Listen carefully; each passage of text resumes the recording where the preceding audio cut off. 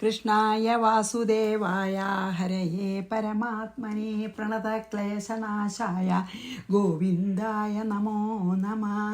രാമായ രാമഭദ്രായ രാമചന്ദ്രായ വേധസേ രഘുനാഥായ നാഥായ സീതായ പതയേ നമഃ. ശ്രീ സീതാലക്ഷ്മണ ഭരശത്രുഘ്നാനിമൽ സമേത ശ്രീരാമചന്ദ്രസ്വാമിനേ നമ. യത്ര യത്ര രഘുനാഥ കീർത്തനം തത്ര തത്ര കൃതമസ്തകാഞ്ജലിം ബാഷ്പവാരി പരിപൂർണലോചനം മാരുതിം നമത രാക്ഷസാന്തകം. അപ്പോൾ നമ്മൾ എന്താ പറഞ്ഞു വെച്ചാൽ ഭഗവാൻ എന്താണ് പരശുരാമൻ ഭഗവാന്റെ അനുഗ്രഹം വാങ്ങി അവിടുന്ന് പോയി. അതായത് പരശുരാമൻ്റെ ഇത് കഴിഞ്ഞു എന്നാണല്ലോ നമ്മൾ പറഞ്ഞത്. പരശുരാമൻ്റെ ആ ഭാഗം കഴിഞ്ഞിട്ട് പരശുരാമനെ അനുഗ്രഹിച്ചയച്ചു എന്ന് നമ്മൾ പറഞ്ഞു. ആ ഭാഗം അവസാനത്തെ ആ ഭാഗം ഞാൻ എങ്ങനെയാണ് വളരെ നന്നായി, എഴുത്തച്ഛൻ്റെ എല്ലാ ഭാഗവും നല്ലതാണല്ലോ, അതൊന്ന് വായിച്ചിട്ട് നമുക്ക് ഇനി പോവാം. അതായത് ഭഗവാൻ പരശുരാമനെ അനുഗ്രഹിക്കുന്നത്. എന്നതു കേട്ടു തെളിഞ്ഞന്നേരം ജഗന്നാഥൻ മന്ദഹാസവും ചെയ്തു ഭാർഗവനോടു ചൊന്നാൻ, സന്തോഷം പ്രാപിച്ചേ ഞാൻ നിന്തിരുവടിയുള്ളിൽ എന്തോന്നു ചിന്തിച്ചതെന്നാൽ അവയെല്ലാം തന്നേൻ. പ്രീതി കൈക്കൊണ്ടു ജമദഗ്നി പുത്രനും അപ്പോൾ സാദരം ദശരഥ പുത്രനോടരുൾ ചെയ്തു. അപ്പം പരശുരാമൻ ഇങ്ങോട്ട് പറയണത്, ഏതാനും അനുഗ്രഹം ഉണ്ടെന്നെ കുറിച്ചെങ്കിൽ പാദഭക്തന്മാരിലും പാദപത്മങ്ങളിലും ചേതസി സദാകാലം ഭക്തി സംഭവിക്കണം. മാധവ രഘുപതേ രാമ കാരുണ്യാംബുധേ, ഈ സ്തോത്രം മയാ കൃതം ജപിച്ചിടുന്ന പുമാൻ ഭക്തനായി തത്വജ്ഞനായിടണം വിശേഷിച്ചും. മൃത്യു വന്നടുക്കുമ്പോൾ ത്വൽപാദാംബുജഗതി ചിത്തെ സംഭവിപ്പതിനായി അനുഗ്രഹിക്കണം. അതിൽ തന്നെ പറഞ്ഞു അല്ലേ. അങ്ങിനെ തന്നെ എന്നു രാഘവൻ നിയോഗത്താൽ തിങ്ങിന ഭക്തി പൂണ്ടു രേണുകാതനയനും സാദരം പ്രദക്ഷിണം ചെയ്തു കുമ്പിട്ടു കൂപ്പി പ്രീതനായി ചെന്നു മഹേന്ദ്രാചലം ഉക്കീടിനാൻ. ഇത് വായിച്ചിട്ട് പിന്നെ നമ്മളിത് വായിക്കുമ്പോൾ നമ്മളെ ഒന്നും കൂടി അത് ആസ്വദിക്കുന്നുണ്ടോയെന്ന് തോന്നുക എനിക്ക്. അല്ലെങ്കിൽ എല്ലാ ഭാഗവും എഴുത്തച്ഛൻ്റെ എന്ത് രസമല്ലേ. അപ്പം അത് കഴിഞ്ഞു മഹേന്ദ്ര പർവ്വതത്തിലേക്ക് പോയി. പരശുരാമൻ്റെ അംശാവതാരത്തിൻ്റെ ഉദ്ദേശം തന്നെ കഴിഞ്ഞൂല്ലോ. അപ്പോൾ ഈ 21 വട്ടം ക്ഷത്രിയന്മാരെ കണ്ടു, അവനവൻ്റെ ശക്തി തിരിച്ചെടുക്കുകയും ചെയ്തു ഭഗവാൻ അല്ലേ പരശുരാമൻ്റെ. അപ്പം ഇനിയുള്ള ഈ ശരീരം വീഴണ വരെ ഭഗവത് സ്മരണയോടുകൂടി മഹേന്ദ്രാചലത്തിൽ പോയി ഇരിക്കുകയാണ്. ഇനി 51. രാജാ ദശരഥോ ഹൃഷ്ടോ രാമം മൃതമിവാഗതം ആലിംഗ്യാലംഗ്യ ഹർഷേണ നേത്രാഭ്യം ജലം ഉസൃജത്. എന്താ അറിയോ, ദശരഥ രാജാവ് അതൊക്കെ കണ്ടുകൊണ്ട് നിൽക്കണ്ടല്ലോ. പേടിച്ചുല്ലോ പരശുരാമൻ, ഇനി എന്താ ഈശ്വര ചെയ്യുക, വംശത്തിനെ ശപിച്ച് നാശമാക്കുമെന്ന് പേടിച്ചുല്ലോ. അപ്പോൾ ദശരഥനെ ഹൃഷ്ട സന്തോഷമായി, ഇങ്ങനെ ഒരു സുഖപര്യവസായിയായി അല്ലേ. അത് വളരെ ഒരു മംഗളമായിട്ട് അവസാനിച്ചു ആ പരിഭ്രമമൊക്കെ ആദ്യം ഉണ്ടായിച്ചാലും. എന്നിട്ടോ അതാണ് സന്തുഷ്ടനായിട്ട് മൃതം ആഗതം ഇവ രാമം, മരിച്ചൊരാൾ മടങ്ങി വന്ന എത്ര സന്തോഷം ഉണ്ടാവും, അത്ര സന്തോഷത്തോട് കൂടിയിട്ട് മൃതം ആഗതം ഇവ രാമൻ, മരിച്ചുപോയ രാമൻ തിരിച്ച് വന്ന പോലത്തെ സന്തോഷത്തോടു കൂടി ആലിംഗ്യ, വീണ്ടും വീണ്ടും ആലിംഗനം ചെയ്ത് ഹർഷേണ വളരെ സന്തോഷത്തോടു കൂടി നേത്രാഭ്യാം ജലം ഉസൃജത്, കണ്ണിൽ നിന്ന് കണ്ണുനീര് കുടുകുടുകൂടെ ഒഴുകിക്കൊണ്ട് നിൽപ്പായി. അതായത് ആലിംഗനം ചെയ്തപ്പോഴേ, അതായത് ദശരഥൻ അത്ര സന്തോഷമായി. ഒന്ന് മരിച്ചിട്ട് തിരിച്ച് ജീവിച്ച് വന്ന സന്തോഷം ഉണ്ടായി ശ്രീരാമനെ കണ്ടപ്പോൾ. ഈ സംഭവമൊക്കെ കഴിഞ്ഞപ്പോഴേ അപ്പോൾ ആലിംഗനം ചെയ്തു സന്തോഷം കൊണ്ട്. അപ്പം കണ്ണിൽ നിന്ന് ഇങ്ങനെ വെള്ളം ഒഴുകുകയാണ് ദശരഥൻ്റെ. നമുക്ക് അത് സങ്കല്പിക്കാലോ. രാജാ ദശരഥോ ഹൃഷ്ടോ രാമം മൃതമിവാഗതം ആലിംഗ്യ പിന്നെയും ആലിംഗനം ചെയ്തു. ഹർഷേണ നേത്രാഭ്യം ജലമുസൃജത്, അതായത് സന്തോഷ കണ്ണീരാണ് കേട്ടോ, സന്തോഷാശ്രുവാണ്. ഇനി 52, 53, 54 പകുതി ഒന്നിച്ചാണ്. തത പ്രീതേന മനസാ സ്വസ്ഥചിത്തപുരം യയൗ രാമലക്ഷ്മണശത്രുഘ്നഭരതാദേവ സംഹിതാഃ സ്വാം സ്വാം ഭാര്യാം ഉപാദായ രേമിരേ സ്വസ്വമന്ദിരേ. മലയാളം പോലെ തന്നെ. മാതാപിതൃഭ്യാം സംഹൃഷ്ടോ രാമസീതാ സമന്വിത രേമേ വൈകുണ്ഠഭവനേ ശ്രിയാ സഹയഥാ ഹരി. അപ്പം എന്താ വെച്ചാൽ തഥ പ്രീതേന മനസ്സ, വളരെ സന്തോഷമാണ് ശ്രീരാമനും. സ്വസ്ഥചിത്ത, നല്ല ശാന്ത മനസ്സായിട്ട് പുരം യയൗ, രാജധാനിയിലേക്ക് പോയി. അവരെല്ലാവരും സന്തോഷമായിട്ട് എവിടേക്ക്? അയോധ്യയിലേക്ക് മടങ്ങി. ദേവസംഹിതാഹ രാമലക്ഷ്മണേശഃ ശത്രുഘ്നഭരത, ദേവന്മാർക്ക് തുല്യന്മാരായ രാമനും ലക്ഷ്മണനും ഭരതനും ശത്രുഘ്നനും സ്വാം സ്വാം ഭാര്യാം ഉപാദായ, അവനവൻ്റെ ഭാര്യമാരെ സ്വീകരിച്ചിട്ട് സ്വസ്വമന്ദിരെ, അവനവൻ്റെ രാജധാനികളിലേക്ക് പോയി. അവിടെ രമിച്ചു. രേമിരേ എന്നാണ്. അതായത് ഇവർ 4 ആളും അവനവൻ്റെ ഭാര്യമാരോടൊത്ത് അവനവൻ്റെ ഓരോരുത്തർക്കും ഓരോ രാജധാനി ഉണ്ടാവുമല്ലോ, അതിൽ പോയി രമിച്ചു. മാതാപിതൃഭ്യാം സംഹൃഷ്ട രാമ, മാതാപിതാക്കന്മാരോടുകൂടി വളരെ സന്തുഷ്ടനായിട്ട് രാമൻ വൈകുണ്ഠഭവനെ, വൈകുണ്ഠഭവനത്തിൽ, വൈകുണ്ഠം തന്നെയാണല്ലോ ഭഗവാനുള്ള സ്ഥലം, അങ്ങനെയുള്ള അയോധ്യയിൽ ശ്രിയാ സഹ ഹരി യഥാരേമേ, എങ്ങനെയാണ് വൈകുണ്ഠത്തിൽ വിഷ്ണു ഭഗവാൻ മഹാലക്ഷ്മിയോടുകൂടി ഇരിക്കണ അതുപോലെ ശ്രീരാമൻ സീതാദേവിയോടുകൂടി അവിടെ വസിച്ചു. അതാണ് അതിനൊരു ഇത്ര ഒരു ഉപമ വേറെ ഇല്ല. അതായത് ഭഗവാൻ തന്നെയാണ് ശ്രീരാമൻ, വൈകുണ്ഠനാഥൻ തന്നെയാണ് ശ്രീരാമൻ, മഹാലക്ഷ്മിനെയാണ് സീത. അതുകൊണ്ടാണ് പറഞ്ഞത് അയോധ്യയിൽ മടങ്ങി ചെന്നിട്ട് വൈകുണ്ഠത്തിൽ എങ്ങനെയാണ് മഹാവിഷ്ണു പിന്നെ ലക്ഷ്മി ദേവിയോടുകൂടി വസിക്കുക, അതുപോലെ ശ്രീരാമ ഭഗവാൻ സീതാദേവിയോടുകൂടി വസിച്ചു അല്ലേ. തത പ്രീതേന മനസാ സ്വസ്ഥചിത്തപുരം യയൗ രാമലക്ഷ്മണ ശത്രുഘ്നഭരത ദേവസംഹിതാഃ സ്വാം സ്വാം ഭാര്യാം ഉപാദായ രേമിരേ സ്വസ്വമന്ദിരേ, രമിച്ചു. വളരെ ന്യൂലി വെഡ്സ് അല്ലേ, ഇപ്പം വിവാഹം കഴിഞ്ഞല്ലേ ഉള്ളൂ. മാതാപിതൃഭ്യാം സംഹൃഷ്ടോ രാമസീതാ സമന്വിത രേമേ വൈകുണ്ഠഭവനേ ശ്രിയാ സഹയഥാ ഹരി. ഇനി മറ്റേ ഈ 54 രണ്ടാമത്തെ വരിയും പിന്നെ 55 ചെല്ലാം.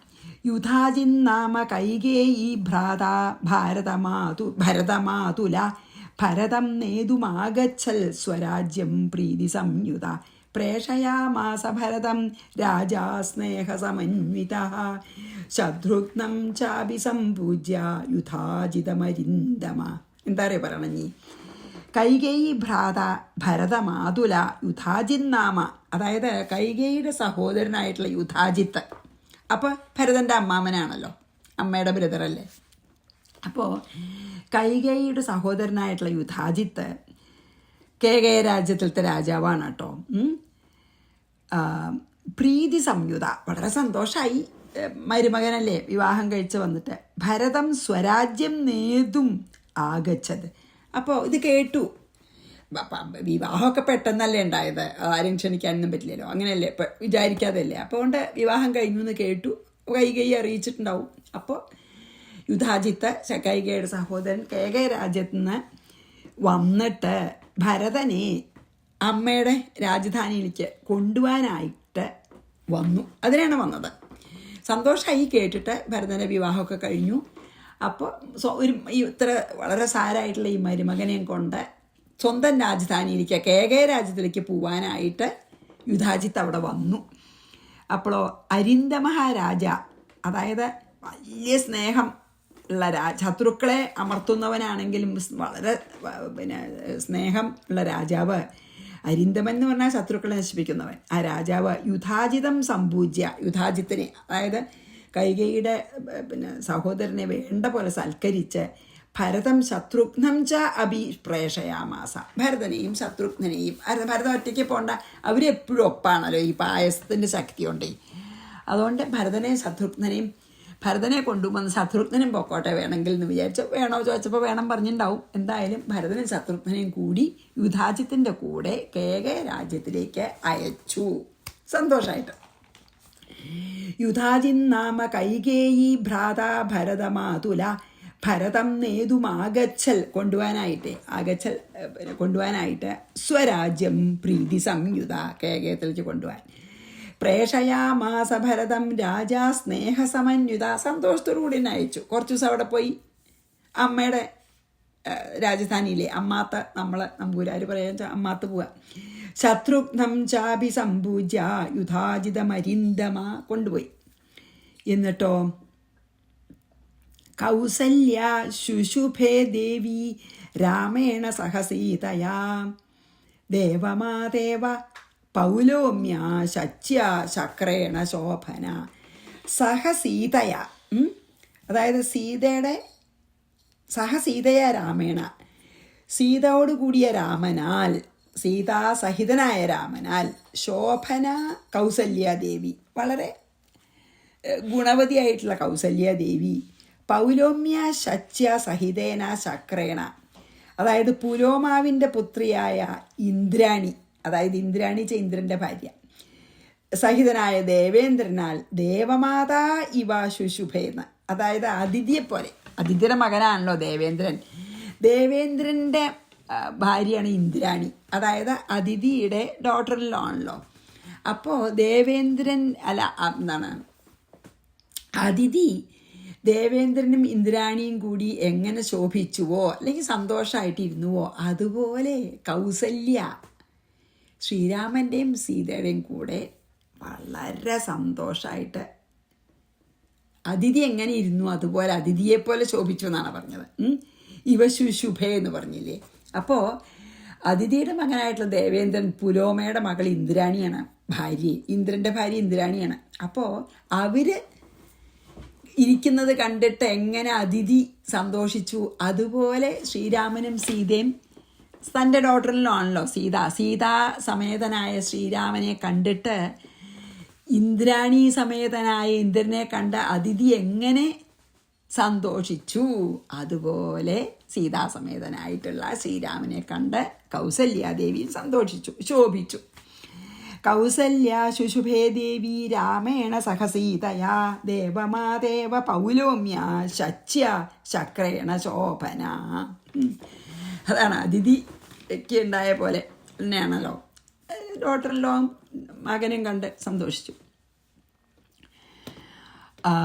ഇനി 57 സാകേത ലോകനാഥ പ്രഥിത ഗുണഗണോ ലോകസംഗീത കീർത്തി ശ്രീരാമ സീതയാസ്തേഖില ജനനികരാനന്ദ സന്തോഹമൂർത്തി നിത്യശ്രീ നിർവികാരോ നിരവധി വിഭവോ നിത്യമായാനിരാസോ മായാകാര്യാനുസാരി മനുജ ഇവ സദാ ഭാതിദേവോഖിലേശ.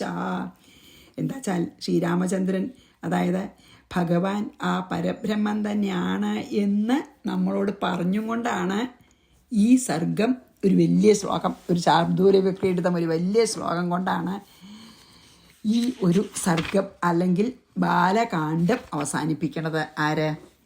വ്യാസഭഗവാൻ. അപ്പം നമുക്ക് ആ ശ്ലോകത്തിൻ്റെ അർത്ഥം കൂടി നോക്കാം. ലോകനാഥ പഥിത ഗുണഗണ, അതായത് ലോകനാഥന്മാരിൽ കാണുന്ന എല്ലാ ഗുണങ്ങളോടും കൂടിയവനും, ലോകനാഥ പഥിത ഗുണഗണ, ഒരു ലോകനാഥന് വേണ്ട എല്ലാ ഗുണങ്ങളും തികഞ്ഞവനും, ലോകസംഗീത കീർത്തി, ലോകത്തിൽ ആരുടെ കീർത്തിയാണ് ലോകത്തിൽ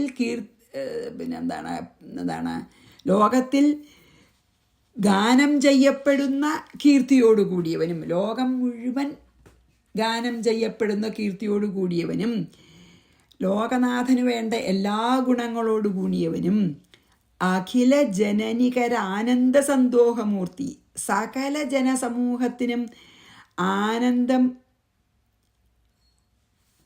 നൽകുന്നവനും, അതായത് ഭഗവാൻ ആനന്ദ സ്വരൂപനാണല്ലോ, സച്ചിദാനന്ദ സ്വരൂപനല്ലേ. അപ്പോൾ ആ ശ്രീരാമ ഭഗവാൻ സകല ജനങ്ങൾക്കും ആനന്ദം എങ്ങനെ നൽകിക്കൊണ്ടിരിക്കുകയാണ്. ബിക്കോസ് ഹീസ് ആനന്ദസ്വരൂപൻ, ജ്ഞാനസ്വരൂപൻ അല്ലേ, സച്ചിദാനന്ദ സ്വരൂപനാണ്. ആനന്ദമല്ലാതെ ഒന്നുമില്ല, എപ്പോഴും ആനന്ദമേ ഉള്ളൂ. അതുകൊണ്ട് എല്ലാവർക്കും ആനന്ദം അരുളിക്കൊണ്ടും നിത്യശ്രീഹി, അതായത് എന്നും ശ്രീ, നശിക്കാത്ത ശ്രീയോടുകൂടിയവനും നിരവധി വിഭവ, അങ്ങേയറ്റം വൈഭവത്തോടു കൂടിയവനും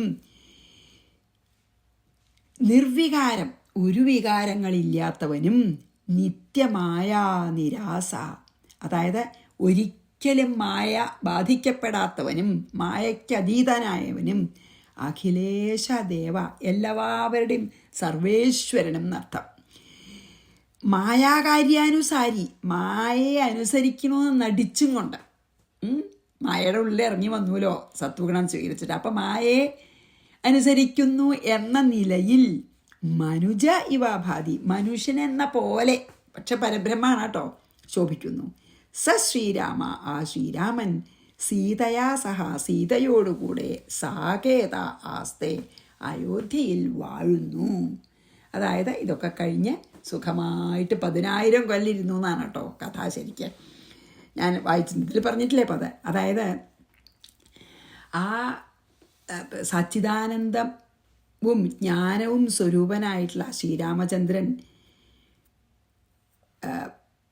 ആണ് ഭഗവാൻ എന്ന് പറഞ്ഞുകൊണ്ടാണ് വേദവ്യാസൻ ഈ അധ്യായം അവസാനിപ്പിക്കണേ. അതായത് ലോകനാഥന്മാരായിട്ടുള്ള അതായത് ബ്രഹ്മാദി ദേവന്മാർ, അവർക്കുള്ള ഗുണങ്ങളെക്കാളും ഗുണങ്ങളുള്ള ആയ ശ്രീരാമചന്ദ്രനിൽ എത്ര ഗുണങ്ങളാണ്, സമ്പൂർണ്ണ എല്ലാ ഗുണങ്ങളും പൂർണ്ണമായവനാണല്ലോ. അതിനാൽ സകല ജനങ്ങളും ഭഗവാന്റെ കീർത്തി ഗാനം ചെയ്യണം. മാത്രമല്ല സ്വയം സച്ചിദാനന്ദ സ്വരൂപനാവുകൊണ്ട് സകല ജനങ്ങൾക്കും ആനന്ദം ഇങ്ങനെ നൽകിക്കൊണ്ടേയിരിക്കുകയാണ്. അത്ര ആനന്ദസ്വരൂപനല്ലേ. മാത്രമല്ല എപ്പോഴും ഈ ഭഗവതി പ്രകൃതി കൂടെ ഉണ്ട്. പക്ഷേ പ്രകൃതിക്ക്, അതായത് സീത തന്നെയല്ലേ പ്രകൃതി, മായ യോഗമായ തന്നെയാണ് സീതയും. ആ സീത കൂടെ എപ്പോഴും ഉണ്ട്. പക്ഷേ മായയ്ക്ക് അതീതനാണ്.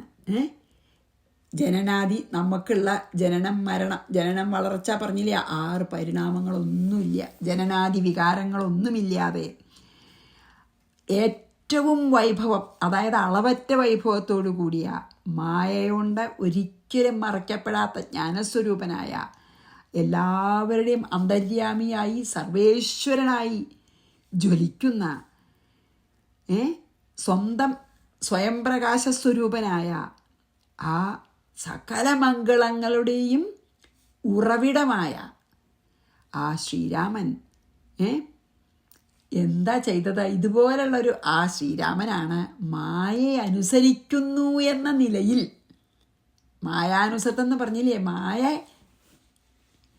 അനുസരിക്കുന്നു എന്ന നിലയിൽ എന്താണ് സത്വഗുണം എടുത്തിട്ട് മനുഷ്യരൂപം എടുത്തിട്ട് അയോധ്യയിൽ സാക്ഷാൽ പരമാത്മാവ് തന്നെ മനുഷ്യരൂപം എടുത്തിട്ട് എപ്പോഴും വിളങ്ങുന്നു എന്ന് പറഞ്ഞിട്ടാണ് ഈ നമ്മൾ ബാലകാന്ഡം അവസാനിപ്പിക്കണത് കേട്ടോ. ഇനി ഇപ്പം 6 സർഗമാണുള്ളത്, 6ാമത്തെ സർഗം കഴിഞ്ഞു. അപ്പം നമുക്ക് ഇത് വായിച്ച് അടുത്ത ദിവസം മതി ഏത് അയോധ്യാകാന്ഡത്തിലേക്ക് പോവാം. പിന്നെ സാകേത ലോകനാഥ പതിത ഗുണഗണോ ലോകസംഗീത കീർത്തി ശ്രീരാമ സീതയാസ്തേഖില ജനനികരാനന്ദ സന്തോഹമൂർത്തി നിത്യശ്രീർ നിർവികാരോ നിരവധി വിഭവോ നിത്യമായാ നിരാസോ മായാ കാര്യാനുസാരി മനുജ ഇവ സദാ ഭാതി ദേവോഖിലേശ. അങ്ങനത്തെ ശ്രീരാമനാണ് ആ പരബ്രഹ്മം തന്നെ രൂപമെടുത്തത്. അപ്പം ഇതിൽ എന്താണ് നമുക്ക് എഴുത്തച്ഛൻ്റെ എന്താ പറഞ്ഞ വെച്ചാൽ, ഭൂപതി ദശരഥൻ താനതി സന്തുഷ്ടനായി താപവുമങ്ങുന്നു തൻ പുത്രനാം രാമൻ തന്നെ ഗാഠമായ ആശ്ലേഷം ചെയ്ത ആനന്ദാശ്രുക്കളോടും പ്രൗഢാത്മാവായ വിധി നന്ദനോടും കൂടി പുത്രന്മാരോടും പടയോടും ചെന്നയോധ്യയിൽ സ്വസ്ഥമാനസനായി വാണിടാൻ കീർത്തിയോടെ ശ്രീരാമാദികൾ നിജ ഭാര്യമാരോടും കൂടി സ്വൈരമായി രമിച്ചു വാണിടിനാൻ എല്ലാവരും. അതാണ് അതന്നെ പറഞ്ഞിരിക്കണു ഇതിൽ. എന്തറിയോ? വൈകുണ്ഠപുരി തന്നിൽ ശ്രീഭഗവതിയോടും വൈകുണ്ഠൻ വാഴും പോലെ രാഘവൻ സീതയോടും ആനന്ദമൂർത്തി മായാ മാനുഷവേഷം കൈക്കൊണ്ടാനന്ദം പൂണ്ടു വസിച്ചിടിനാൻ അനുദിനം. കേകയ ഇനി അതും പറയണ്ട യുധാജിത്തിൻ്റെ. കേകയ നരാധിപനാകിയ യുധാജിത്തും കൈകേയി തനയനെ കൂട്ടിക്കൊണ്ടങ്ങു ചെൽവാൻ ദൂതനെ അയച്ചതു കണ്ടൊരു ദശരഥൻ സോദരനായി മേ വീടും ശത്രുഘ്നോടും കൂടി. ഇതിൽ പക്ഷേ യുധാജിത്ത് വന്നു എന്നല്ല കേട്ടോ പറഞ്ഞെണ്ണ. ആര്? പിന്നെ എഴുത്തച്ഛൻ യുധാജിത്ത് ദൂതനെ അയച്ചു എന്നാ പറഞ്ഞെണ്ണ. പക്ഷേ വ്യാസഭഗവാൻ യുധാജിത്ത് തന്നെ വന്നു എന്ന് പറഞ്ഞു അല്ലേ. സാദരം ഭരതനെ പോവാനായി നിയോഗിച്ചാൻ ആദരവോടു നടന്നിടിനാൻ അവർകളും. മാതുലൻ തന്നെ കണ്ടു ഭരത അവിടെ എത്തി എന്നൊക്കെ പറയുന്നുണ്ട്. മാതുലൻ തന്നെ കണ്ടു ഭരത ശത്രുഘ്നന്മാർ മോദം ഉൾക്കൊണ്ടു വസിച്ചിടിനാൻ അതു കാലം. മൈഥിലിയോടും നിജ നന്ദനോടും ചേർന്നു കൗസല്യാദേവി താനും പരമാനന്ദം പൂണ്ടാൾ. രാമലക്ഷ്മണന്മാരാം പുത്രന്മാരോടും നിജ ഭാമിനിമാരോടും ആനന്ദിച്ചു ദശരഥൻ. കുറച്ചൊക്കെ കൂട്ടിയിട്ടുണ്ട്. ആര്? എഴുത്തച്ഛനെ. സാകേതപുരി തന്നിൽ സുഖിച്ചു വാണിടിനാൻ പാകശാസനൻ അമരാലയെ വാഴും പോലെ. നിർവികാരാത്മാവായ പരമാനന്ദമൂർത്തി സർവലോകാനന്ദാർത്ഥം മനുഷ്യാകൃതി പൂണ്ടു തന്നെ മായാദേവിയാകിയ സീതയോടും ഒന്നിച്ചു വാണാൻ അയോധ്യാപുരി തന്നിൽ അന്നേ. അങ്ങനെയാണ് പിന്നെ എഴുത്തച്ഛനും അത് അവസാനിപ്പിക്കണം. അപ്പം നമുക്ക് ഇന്നത്തെ ഇവിടെ നിർത്താം. ശ്രീകൃഷ്ണാർപ്പണമസ്തു. സർവത്ര ഗോവിന്ദ നാമ സങ്കീർത്തനം. ഗോവിന്ദ ഗോവിന്ദ. ശ്രീ സീതാലക്ഷ്മണ ഭരതശത്രുഘ്ന ഹനുമൽ സമേത ശ്രീരാമചന്ദ്രസ്വാമിനേ നമ. അപ്പം നമുക്ക് നാളെ അയോധ്യാകാന്ഡം തുടങ്ങാം.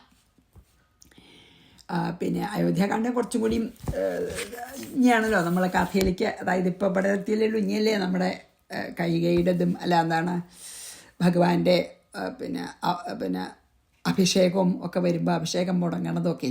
അപ്പോൾ നമുക്ക് നാളെ അത് തുടങ്ങാം. ശ്രീരാമ ഭഗവാനേ നമസ്കാരം. ഗുരുവായൂരപ്പ ശരണം.